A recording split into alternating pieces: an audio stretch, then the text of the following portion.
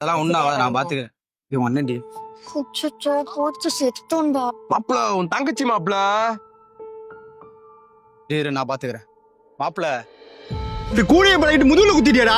மாப்பிள அவன்கிட்ட சொல்லணும். பேசாதடா.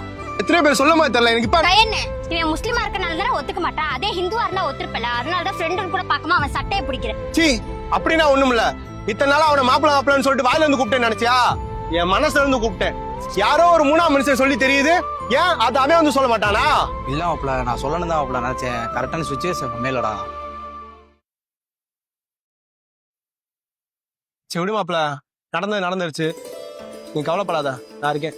அண்ணே, உனக்கு ஓகே, அப்பா என்ன சொல்லுவாரு? நான் பாத்துக்கிறேன். மாப்பிள, தங்கச்சி சீக்கிரம் வந்து விட்டுறேன் மாப்பிள. சரி.